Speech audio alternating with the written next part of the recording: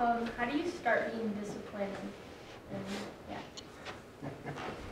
And repeat the question for the... She asked, how do you start being disciplined? It starts with the simple things. Pick one thing and work on it.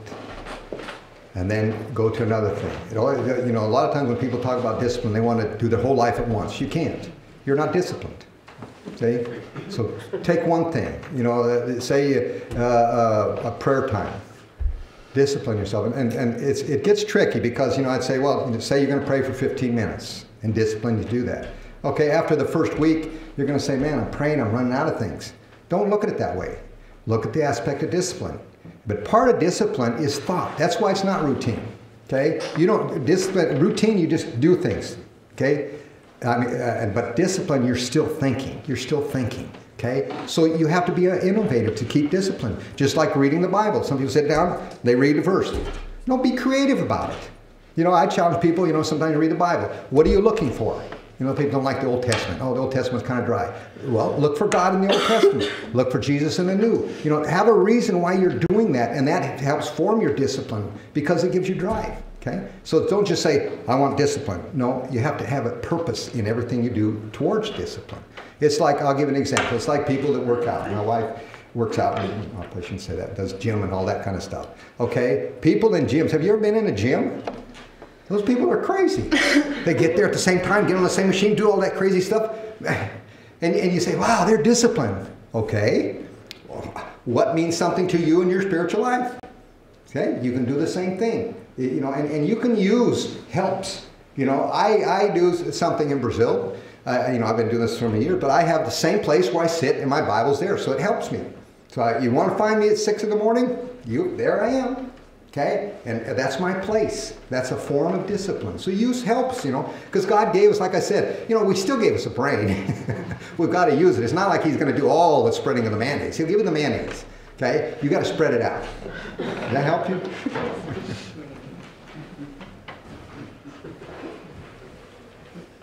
If you have a question about Bob, we'll answer it too.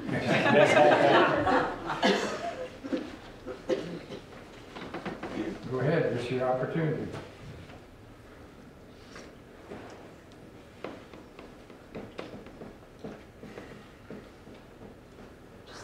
What is your favorite story to tell when you're telling stories? Oh, me or her? I can tell you what. Either of y'all. I have a good missionary story. So this house we live in always had a big problem with bats. And you know you have bats because they smell, have a peculiar smell. They call it guano? I don't know what they call it. The bat poop dries up and it's like black silt. And it comes, our houses aren't well sealed down there. And so for years we tried everything. And I learned a lot about bats in those years. Just ask me whatever you want. But we tried putting grass that cuts their wings and fans and music, blah, blah, blah. Anyway, nothing did it. So we came home on furlough one year and Stan had to go back sooner, and he called me and says, I walked into the house and there's no, I think the bats are gone. And then a week later, he called back, he said, I think I found out why they're gone. So had a big rainstorm, and there was a leak, so he went into the attic to see where it was leaking. And he calls me and he says, you know that feeling? I was squatted down trying to fix the leak that something is looking at you. And he turned around and there was a boa constrictor sitting there just watching you all coiled up. Totally cleaned the bats out of the attic. So he says, is it okay if I just leave the snake in here? I said, no, I'm not okay with that. He said, well, it'll be okay because when it gets thirsty, it will leave the attic. I said, well, what's to guarantee he won't come into the house? Oh, he can't get into the house. Okay. So we come back to Brazil together, and we're there like a day.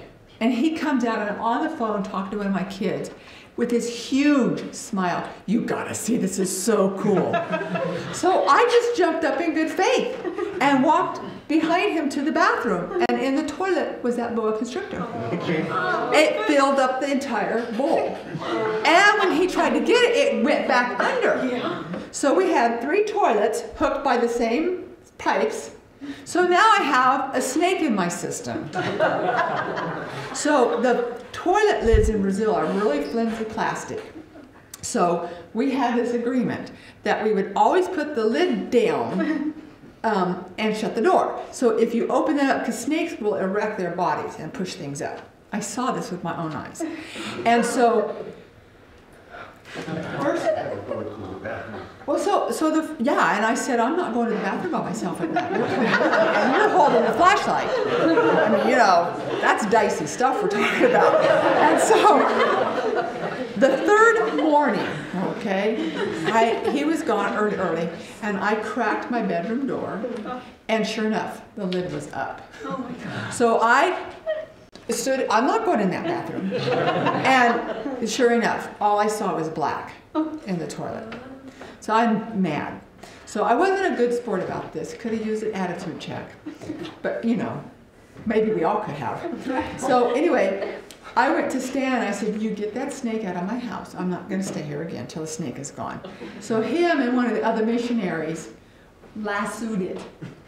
And you could hear this terrible noise. And it took me 2 hours with a brush and the bleach bottle to clean the mess up afterwards. And they had to cut the head off because they're territorial. It would have come back. So that's my best missionary story in terms of non-spiritual things.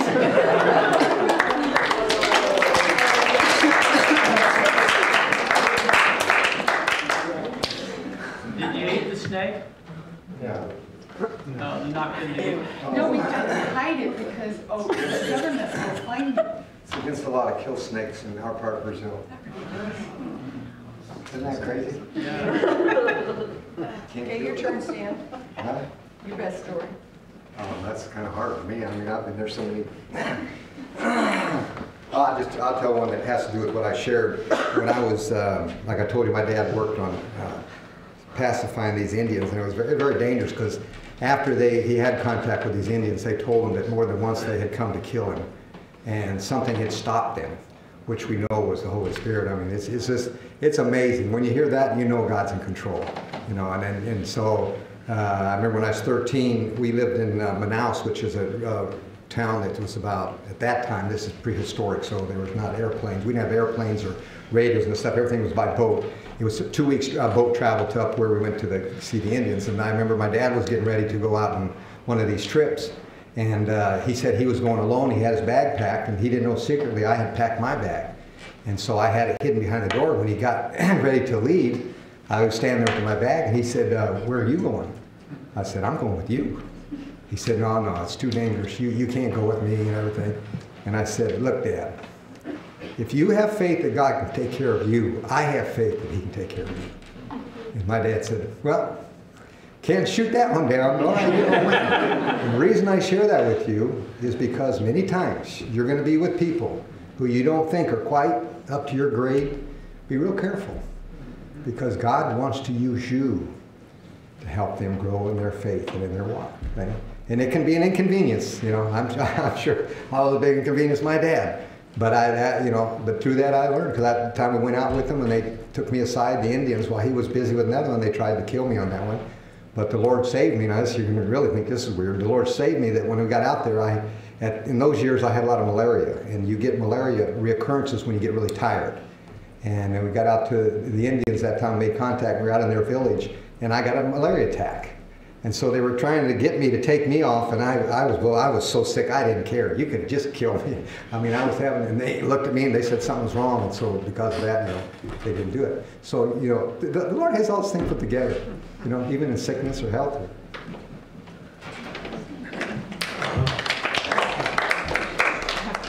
So along those lines, my favorite story from their family is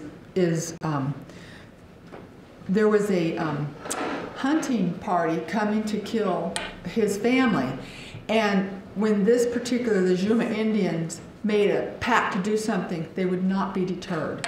And 30 minutes before they got there, his dad found this out many years later, the Indians told him this, before they got to where they had a house, the whole group of warriors, everybody got so sick they could not continue on.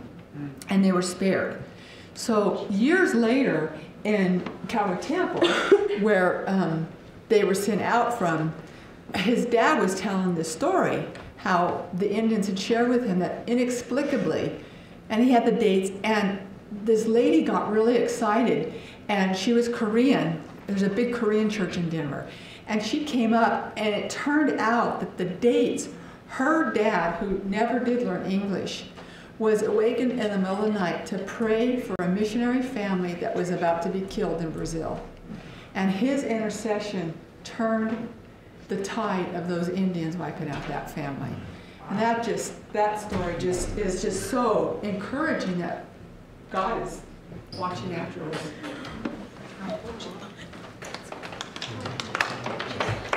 What is one of your best pieces of advice for handling cultural differences? Remember remember who you are. I always tell people when they, a lot of people come to work with us and they immediately want to be a river person. You're not, and they know you're not. So you have to first identify who you are before you try to identify with them. And otherwise, you're trying to be something that's really strange. And a lot of times, and I've had, I am a little different. I was raised in Brazil, so I don't know if I'm American, Brazilian, or what. But I've had many of them tell me when people come and say, why do they, because we've had people come and try and be like the river people. They want to eat like them and everything. I say, why are they trying to do this? They can't, they're sick, they can't handle it. We just want to treat them like they are. So that's what I've learned is, you are, now it doesn't say that you shouldn't learn things about the culture. I'm not saying that at all. You need to learn about the culture. And the best way to learn about the culture is spend time with people. If you live in an igloo, you'll learn the igloo. If you live with the people, you learn all about the people. But you still have to understand who you are and that you're an American, you're this. All right, that's established. You're a missionary, that's established. Now, what are you going to learn to enhance that? Okay, that's the first steps, because otherwise you're going to get really confused and you're going to spend more time trying to be one of them than understanding why you're there. And then the gospel just becomes something muddled. And so, because you're there for the gospel's sake. That's the message you're bringing. You're not going there to become a Brazilian or river person or whatever. You're going there to take the gospel. You want to understand who they are so you can present it in that context. Oh, that's very important. We just dealt with a ministry. We were trying to help them understand the river people context.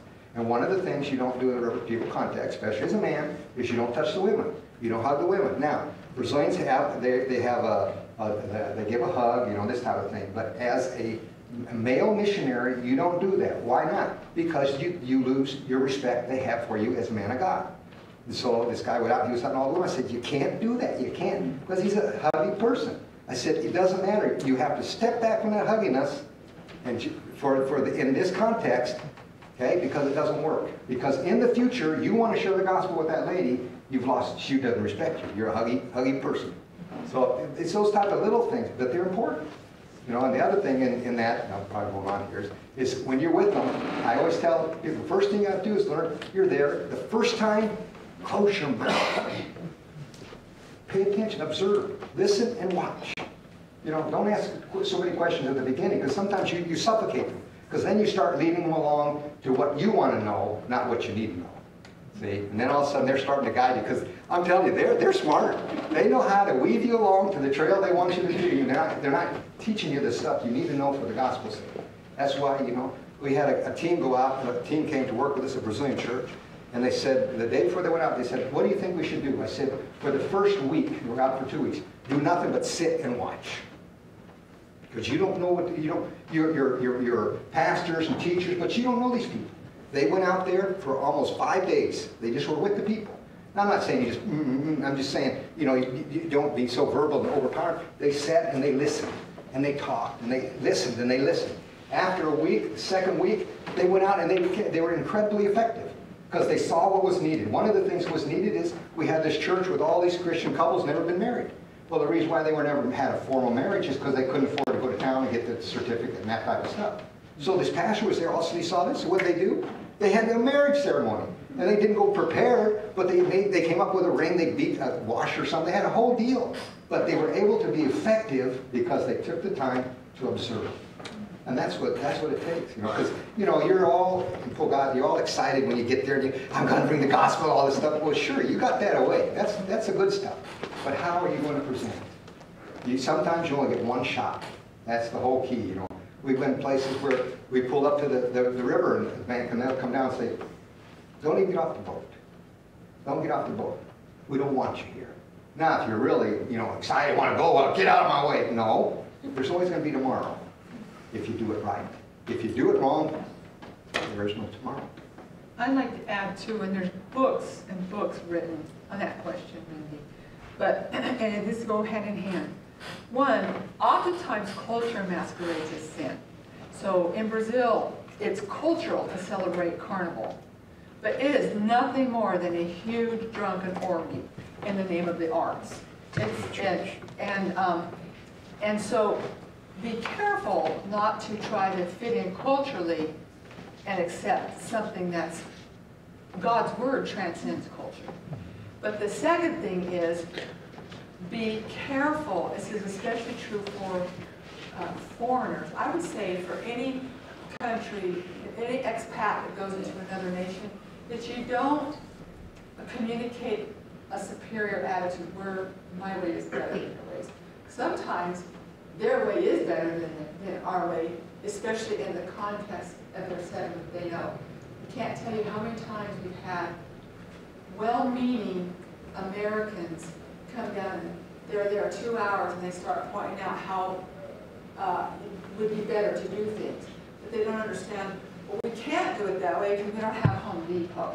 And, you know, I mean, there's so many, you know, and so distinguish between culture and as an excuse to sin and don't have a superior attitude.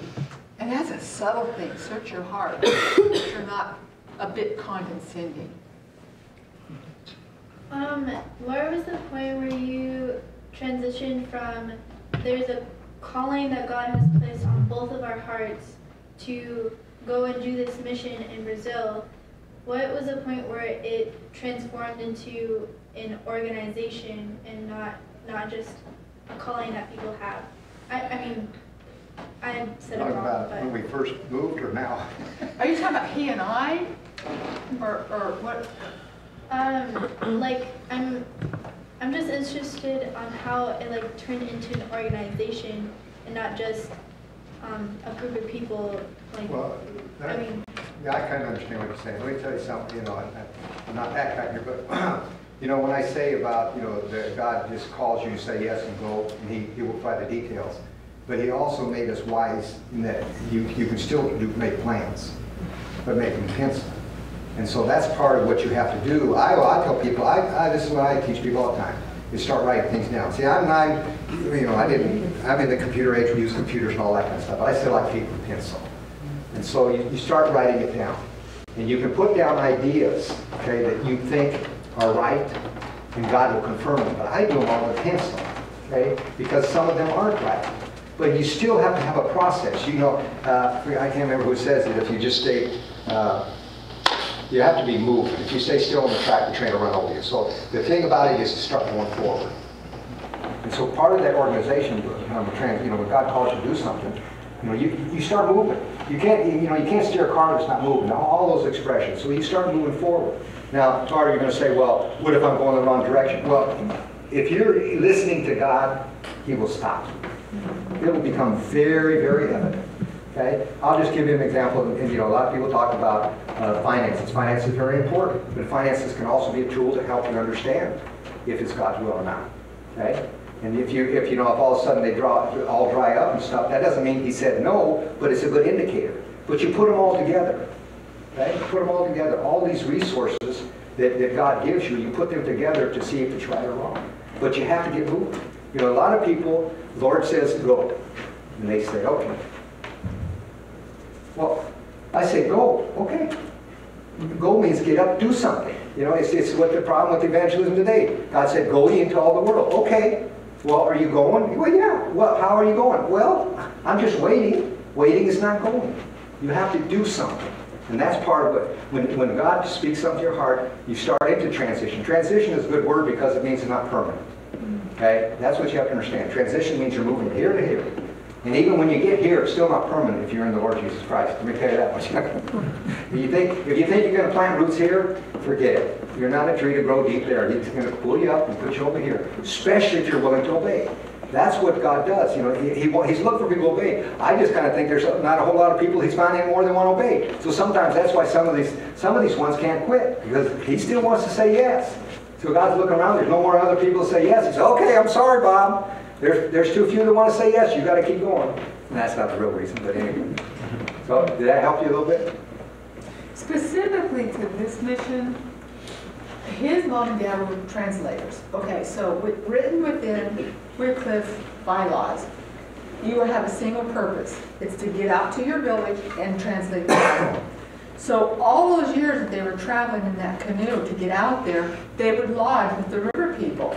But they couldn't stay and evangelize and disciple and plant a church because their express purpose for being there was translation. But through the years, the burden to go back to these unreached river people grew into an actual ministry. So when the government closed down air travel in and out of the villages and started making it legally impossible to get into the villages, then their family took a leave of absence and formed a mission to go back to the river people. And then later on we met and went together. So in terms of how do you make a transition from just a bunch of people to actually doing something, oftentimes the Lord will put you in a circumstance and place a specific burden. And it'll just kind of, like Stan says, if you're obeying and doing the next thing, it takes form. Does that make sense? Well, there's a lot of who you are. You know, when God asks us to do things, sometimes we think, I just can use Him. No, He looks who you are. He knows who you are. He puts you in a specific place in His plan. Because God is efficient. You know, in His plan, He wants to put you in a place that you're efficiently can be used to who you are. You know, just like Rebecca. Rebecca is an incredible evangelist. But she likes to evangelize using the Word. So God brings people. She just recently had an opportunity to teach English to professors. Okay, so what did she use as her text to teach English? The Word of God. And she was able to use that to evangelize. And but that's who Rebecca is. So she put her in that position because that's who she is. You know, I'm more technical. I do all this stuff. So God puts me often in places because of who I am. And that's what's so interesting. That's why I talk about it's a personal relationship. Because you have something that I don't. You have something that she does. So God says, okay, you have this. It fits in my purpose. See, that's what you have to understand. You are already planned into His purpose. That's what obedience is all about.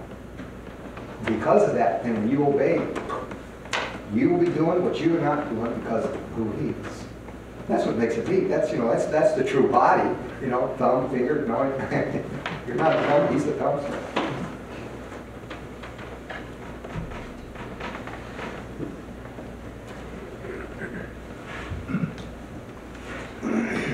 I would like to say something. This is not a question, but this will become a question as you move forward. Bob mentioned disappointments. You know what my biggest surprise was on the mission field? And it was hugely disappointing. The infighting among missionaries. That was, did not see that coming. But it's obvious because, you know, we're made of flesh and blood. And so my years in team missions, we always saw the good stuff. There's a united front. You never saw any of the conflicts or stresses with the missionaries on the field or the TMI staff. But when I got to the mission field, I had really what amounted to idolatry in my heart. I thought missionaries were up here. Well, the truth is, the very thing that makes a good missionary is their independence, their tenacity, is also makes them a little bit porcupine when it comes to get along with other people. And so you have a choice. You can be humble and say, I'm part of this problem, or I'm always right. You can choose to extend grace to somebody else, and there are some unpleasant people out there. That's a fact of life. But then it's not about them. It becomes, how do I choose to react? You know, I'm allowing this to make me bitter. I've seen people leave the field because of conflicts among missionaries. And it is obvious to the nationals watching. You think it's all internal, it is not. People can see. So we just had a recent thing happen. This missionary couple, a Brazilian couple, and she was so, what's Asper? Just sharp-tongued. And at the end of this trip, a non-Christian boat pilot pulled Stan aside and said, "Is she a Christian? I don't understand why she's on this trip." That was really embarrassing. And so I think if you go into it, at least the Lord had to correct my heart that nobody should have a throne of missionary worship. I'm going to share one last thing too. You know, times have changed. Times change, language change. I don't understand half of English anymore because, you know, the words used. It's just different up here. The way things are done has changed, but you always remember one thing: the gospel has never changed. Same message, same message. We use different resources and all that, but it has not changed. It is the same truth. And you got to remember that because it's too easy for churches and people to tone it, to twist it. Don't twist the gospel. It's the same true message, and it has the same results. And that's exciting. But I tell you, that's one exciting more time stories when you know, one of the most exciting stories I have to tell about that is when we used to do hospital, I had a clown deal we did where we went to the pediatrician ward in the hospital in Brazil, and well, I dressed up as a clown, and we would do little things to entertain these kids because nobody did anything. And I remember one day there was this little boy there who was dying of cancer. And the sad part was you go every Friday we went, next Friday some of those kids wouldn't be there because they died. And that was hard. And I'll never forget one little boy.